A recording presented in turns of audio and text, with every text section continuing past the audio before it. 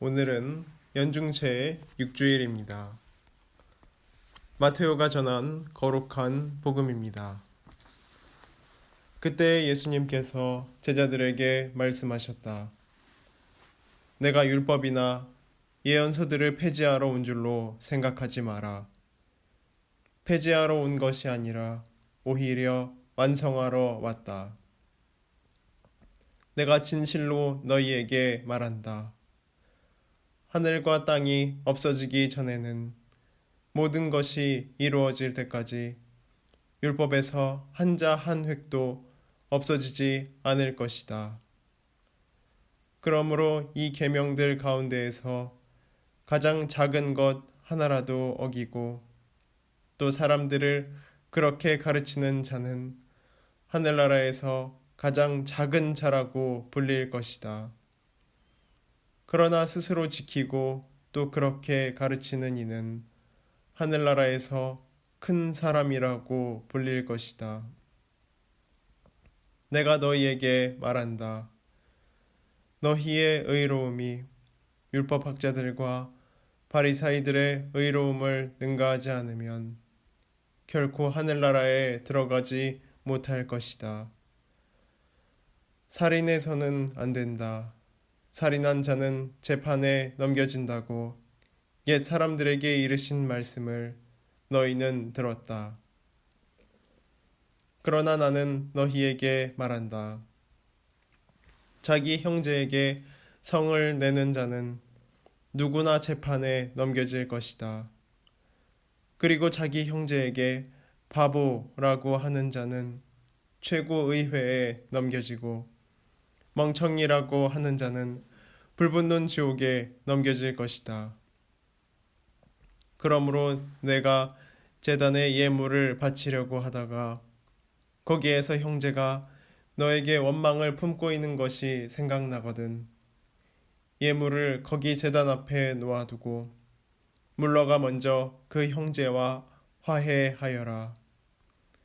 그런 다음에 돌아와서 예물을 바쳐라. 너를 고소한 자와 함께 법정으로 가는 도중에 얼른 타협하여라. 그러지 않으면 고소한 자가 너를 재판관에게 넘기고 재판관은 너를 형리에게 넘겨 내가 감옥에 갇힐 것이다. 내가 진실로 너에게 말한다. 내가 마지막 한 입까지 갚기 전에는 결코 거기에서 나오지 못할 것이다. 간음해서는 안 된다고 이르신 말씀을 너희는 들었다. 그러나 나는 너희에게 말한다. 음욕을 품고 여자를 바라보는 자는 누구나 이미 마음으로 그 여자와 간음한 것이다. 내 오른 눈이 너를 죄짓게 하거든 그것을 빼어 던져버려라. 온몸이 지옥에 던져지는 것보다 지체 하나를 잃는 것이 낫다. 또 내 오른손이 너를 죄짓게 하거든 그것을 잘라 던져버려라. 온몸이 지옥에 던져지는 것보다 지체 하나를 잃는 것이 낫다. 자기 아내를 버리는 자는 그 여자에게 이혼장을 써주어라 하신 말씀이 있다. 그러나 나는 너희에게 말한다. 불륜을 저지른 경우를 제외하고 아내를 버리는 자는 누구나 그 여자가 간음하게 만드는 것이다. 또 버림받은 여자와 혼인하는 자도 간음하는 것이다. 거짓 맹세를 해서는 안 된다. 내가 맹세한 대로 주님께 해드려라 하고 옛 사람들에게 이르신 말씀을 너희는 또 들었다. 그러나 나는 너희에게 말한다. 아예 맹세하지 마라. 하늘을 두고도 맹세하지 마라.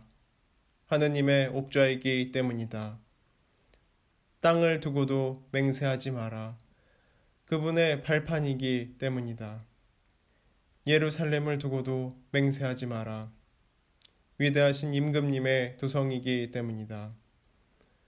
내 머리를 두고도 맹세하지 마라. 내가 머리카락 하나라도 희거나 검게 할 수 없기 때문이다. 너희는 말할 때에 이해할 것은 이해하고 아니요 할 것은 아니요라고만 하여라. 그 이상의 것은 악에서 나오는 것이다. 주님의 말씀입니다. 그리스도님 찬미합니다. 찬미예수님, 자연주의 작가인 알프레드 러셀 월레스라는 사람이 누에 고치에 관한 조그만한 이야기를 우리에게 전해주고 있습니다. 그 사람이 누에 고치를 바라볼 때 누에 고치 속에서 나방이 한 마리가 나오려고 이렇게 하다가 나방의 날개 한쪽이 누에 고치에 걸려 있었습니다. 그래서 계속 용을 쓰는데도 나오지를 못했습니다. 그래서 이 사람이 몇 시간을 바라보다가 불쌍해가지고 칼로 그 고치를 찢어 주었습니다. 찢어주니까 나방이 이제 날아다니면서 잘 노는데 가만히 보니까 그 걸려있던 그 날개가 용을 쓰고 자기 힘으로 나오지 않고 칼로 찢어져서 나왔기 때문에, 그러니까 자연적으로 나오지 않았기 때문에 그 자체의 날개에서 원래 갖고 있어야 할 아름다운 빛을 잃어버리고 왜소해지고 힘이 없어지는 모습을 보게 되었습니다. 그렇게 며칠을 날다가 원래 수명이 상당히 긴데도 일찍 죽어버렸습니다. 그래서 이 사람이 말하기를 이 생은 무한한 고통과 갈등을 통해서 생명을 창조해 나가야 하는데 쉽게 나온 날개에 아름다운 그림을 넣지 못하고 쉽게 나온 날개에 힘을 얻지 못했기 때문에 그것으로 말미암아 죽었다. 다시 말하면 이 사람이 칼로 그 누에고치를 찢어주었기 때문에 죽었다는 것입니다. 우리는 인생을 말하기를 가끔 이와 같이 이야기합니다. 날개 걸려있는 나방처럼 우리도 인생의 한 부분이 이 세상 어디엔가 걸려서 꼼짝 못할 때가 많이 있고 또 발버둥 쳐야 할 때가 있습니다. 그러나 이것을 무언가 자연적인 방법이 아니고 인위적인 방법으로 벗어날 때 생명을 연장하지 못하고 행복을 잃어버릴 때가 종종 있습니다. 왜냐하면 인생은 고통을 통해서, 투쟁을 통해서 아름다운 색상을 만들어내고 아름다운 힘을 만들어내기 때문입니다. 그래서 인생은 행복을 찾아가는 나그네이며 행복은 산 넘어 멀리 있습니다. 산을 넘는 우리의 여정 속에서 우리는 사실 새로운 행복을 찾을 수 있다고 말할 수 있습니다. 참 행복에 이르는 길은 우리 갈등 속에서 찾아지며 쉽게 찾아지는 것이 아니라 이 우리의 무한한 투쟁을 통해서 얻어진다고 이야기하는 것입니다. 오늘 복음에 예수님께서는 너희가 율법학자보다 바리사이보다 더 의롭게 살지 아니하면 결코 하늘나라에 들어갈 수 없다고 말합니다. 율법학자나 바리사이들처럼 산다는 것은 십계명을 지키며 사는 것입니다. 이 사람들은 십계명을 완벽하게 지키고 11조를 완벽하게 내는 사람들입니다. 그러나 예수님께서 이야기하는 것은 이런 기본적인 율법은 구원을 받는 가장 밑바닥에 해당할 뿐이지 이것을 통해서 천국을 간다고 생각하지 말라는 것입니다.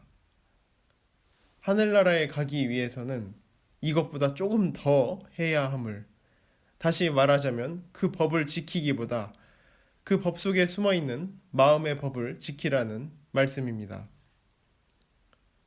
그래서 형제에게 화내는 사람은 재판을 받을 것이고 형제를 바보라고 말하는 사람은 법정에 들어가서 고생을 받아야 하고 멍청이라고 하는 사람은 지옥불에 빠져 고생하리라고 했습니다. 예수님 시대에도 일반 사람이 종종 형제나 이웃을 욕하는 것을 일상으로 생각했습니다. 하지만 예수님께서는 원천적으로 우리 마음에 숨어 있는 온갖 미움의 생각까지 바라보도록 당부하셨습니다. 그렇기 때문에 예수의 법과 세상의 법은 다릅니다. 세상의 법은 주어진 사실만 가지고 법으로 따지는 것이지만 예수의 법은 주어진 사실보다도 그 사실을 하게 하는 마음이 더 중요합니다. 우리는 세상 온갖 유혹과 끊임없이 투쟁하고 갈등합니다. 이러한 갈등 속에서도 예수님을 따르려는 우리의 노력은 끊임없이 이어집니다. 미사를 봉헌하며 성체를 모시며 하느님께 죄를 고해하며 그분께 나아가고자 합니다. 세상이라는 누에고치를 벗어나기 위해 발버둥치는 우리의 모습을 주님께 봉헌하며 자유로운 나비가 되어 천국을 누빌 수 있는 그날까지 간절히 기도하는 우리가 되어야 하겠습니다. 오늘 하루 주님 안에 은총 가득한 하루 되시기를 바랍니다. 아멘.